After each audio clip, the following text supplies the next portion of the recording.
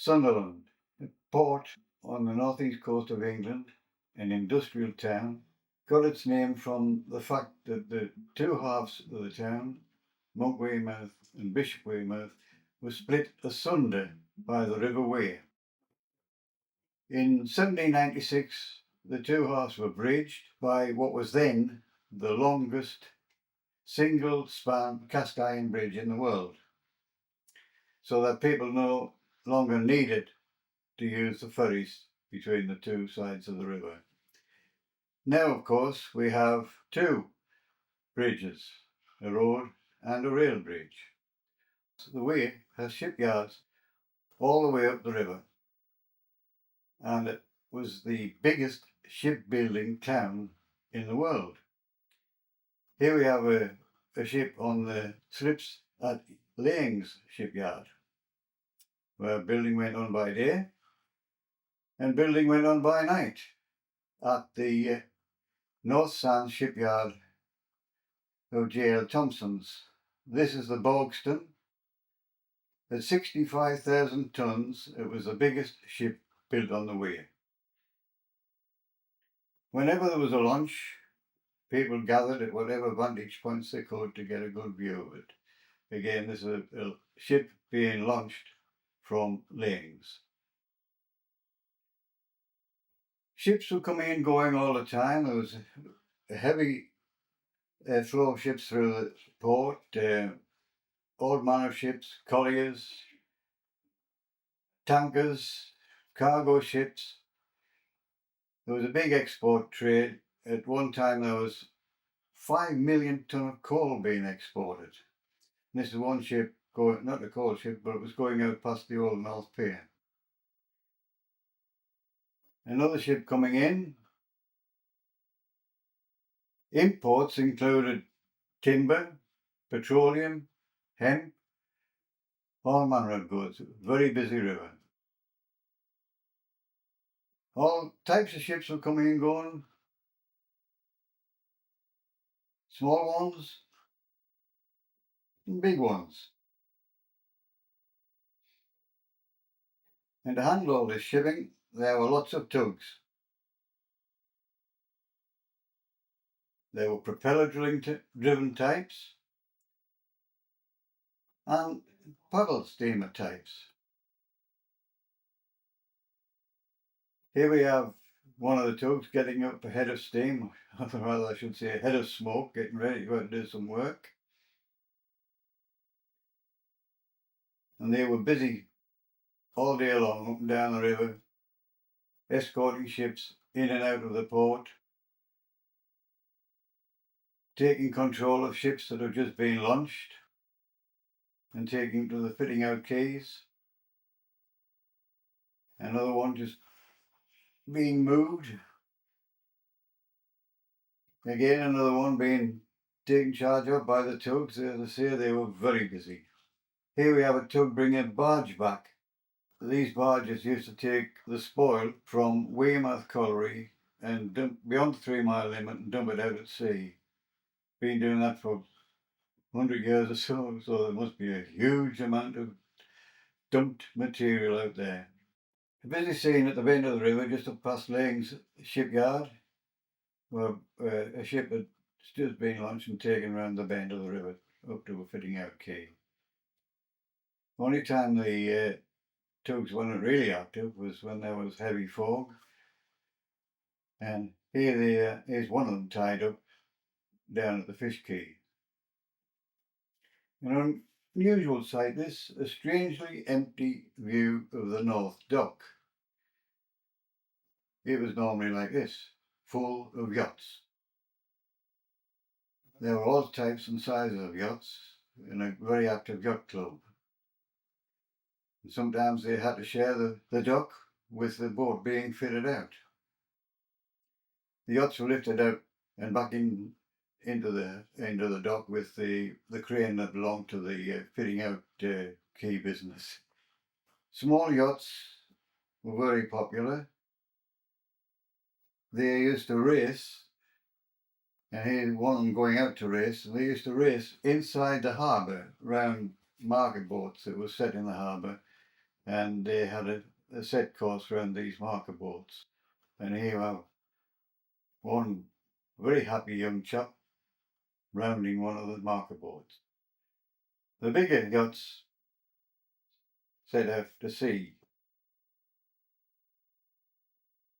where they engaged in offshore racing. They raced down to Hartlepool and back, I believe. Aside from the yachts, there were small boats moored all over the river. Here we have a couple moored up beyond Glains, and here we have some more moored just underneath the Alexandra Bridge, with a ship being fitted out in the background from Docksfords. Here we have a ship at the Staithe, Weymouth Staithe, again with small boats in the foreground. The Coronation Day, 1953. Parties everywhere. Naturally, all the friends and neighbours in Reithkey Road had a party too.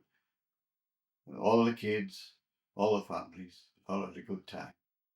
Sunderland also had a lot of youth clubs and a lot of youth activities, and one of these was the Air Training Corps. These are the NCOs of the 111 Squadron, which at that time was operated from the Garrison Field. And they had a band. All of the members were very keen, and they were quite good too. During the war, the town centre was very badly bombed, and after the war, it was rebuilt. There were high rises instead of streets, multi-storey car parks, also a bus station, and lots of shops. The design wasn't universally popular, and a lot of people thought it was too Spartan, too severe. And it took a long time for the crowds to come and utilise the shops. But eventually crowds did come back, and the town centre became very popular. In the summer, the beaches at Roker and Seaburn were absolutely crowded, jam-packed. And here we have the scene at the Cat and Dog Stairs, where if you did not get there early in the morning, you didn't get a place. It was so popular. Kids played on the beach, family groups,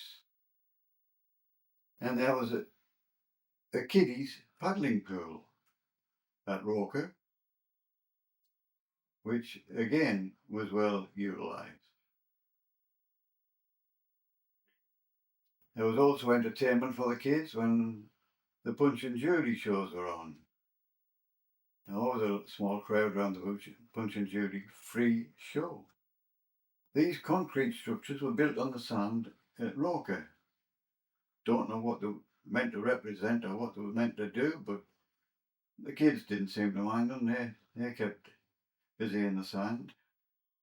Apart from sunbaking on the beach, there were other activities going on, such as water skiing, people braving the small surf in their canoes, and horse riding on the sands at Whitburn. At low tide at Roker, an old wreck was exposed, and kids were always curious about it. But at high tide, the waves came right over the seawall, and there was a lot of fun to be had dodging the waves. Very popular pastime. At Seaburn, there was a fun fair. Well, it says see Seaburn from the air, and a lot of people did just that. Again, it was well patronised. Going up from Roker Beach into Roker Park, there were bowling greens, tennis courts, and a huge boating lake where people of all ages sailed their models. Here we have a very detailed model boat with a lot of onlookers.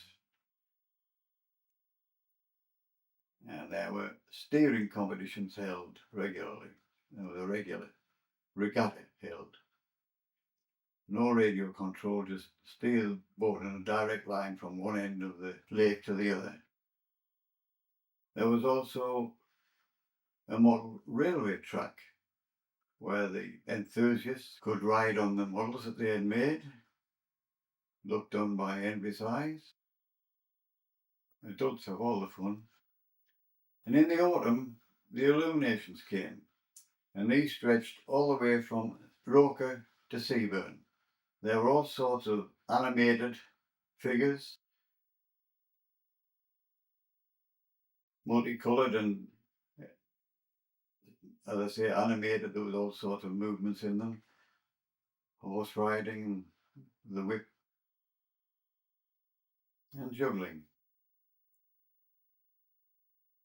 In Roker Park, the bandstand was a blaze of light, as was the greenkeeper's cottage. It was only possible to get these photographs very late at night when all the crowds had gone, because when the illuminations were on, the park was absolutely jam-packed. There were all sorts of fabulous scenes to see. They were placed in what was known as the Fairy Dale, and in the grotto, in the caves, in the ravine. There were all sorts of scenes, and a waterfall.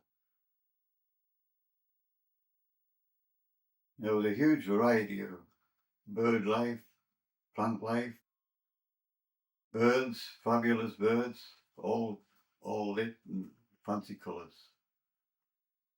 I think this is in the Fairy Dale.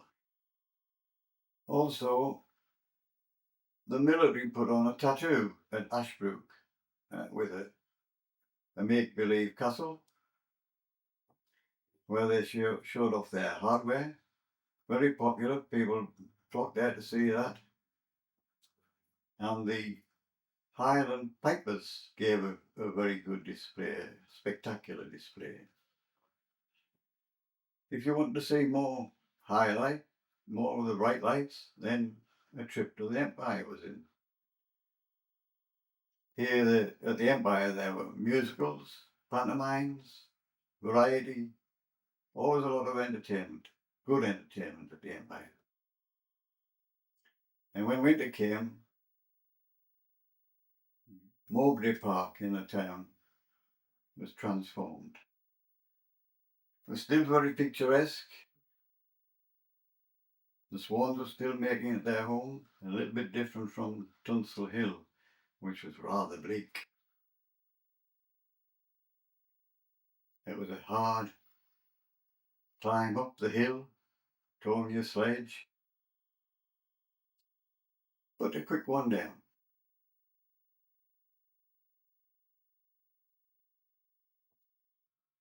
St. Peter's Church, founded in 674 by Benedict Biscop.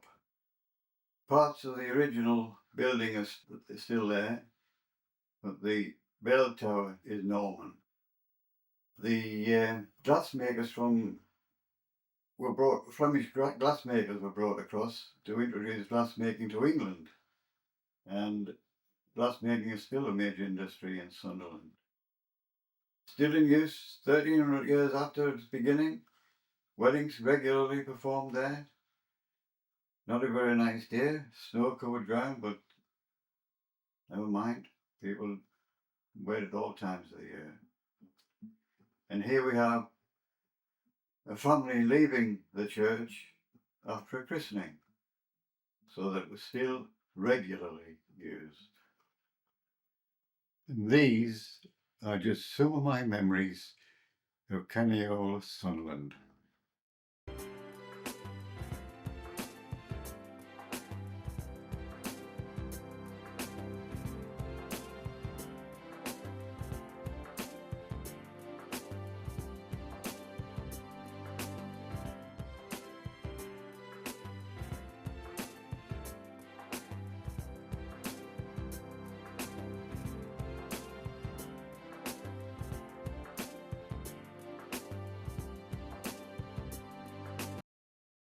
Subscribe to our channel and we'll let you know when there's a new video to watch. The subscribe button is below the video next to the like, share and comment icons. The link to our Facebook site is in the top comment right next to our link to explore the Sunderland Antiquarians website.